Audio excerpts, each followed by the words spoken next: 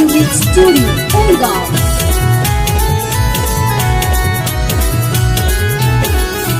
बेटा बेटी एक समान का काहेला करी न जानी हो, काहेला करी न जानी हो, हाँ काहेला करी न जानी हो। दहेज प्रथा मिटाबो भैया बेटी के पढ़ाबो, दहेज प्रथा मिटाबो भैया बेटी के पढ़ाबो, दहेज प्रथा मिटाबो भैया बेटी के पढ़ाबो।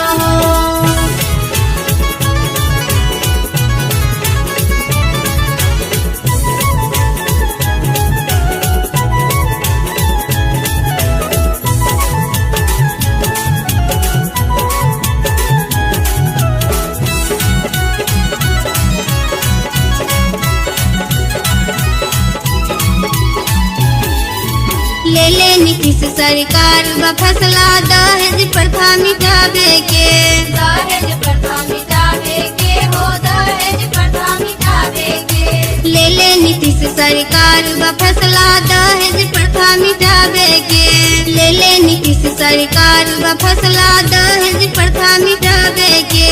जे ना मानी बाती भैया जाए के पड़ी जेल हो, जाए के पड़ी जेल हो, हाँ जाए के पड़ी जेल हो।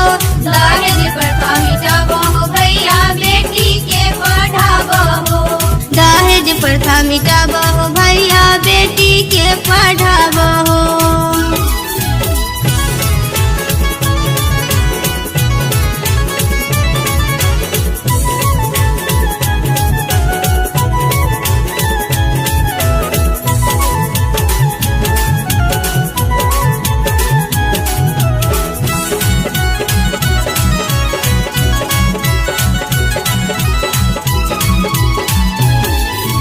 दहेज खातिर बेटी के मार देता दरिंदा हो, मार देता दरिंदा हो, मार देता दरिंदा हो।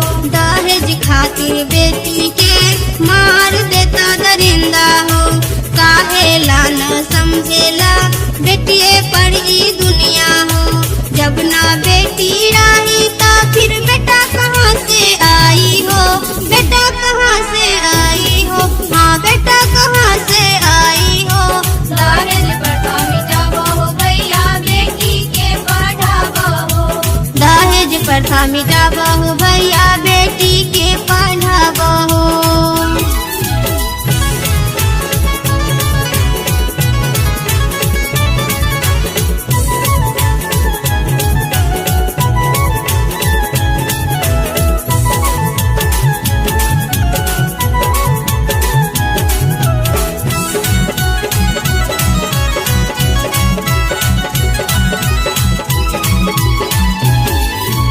अपील करे सबसे आमन बातन बेटा बेटी के, बातन बेटा बेटी के हो, बातन बेटा बेटी के।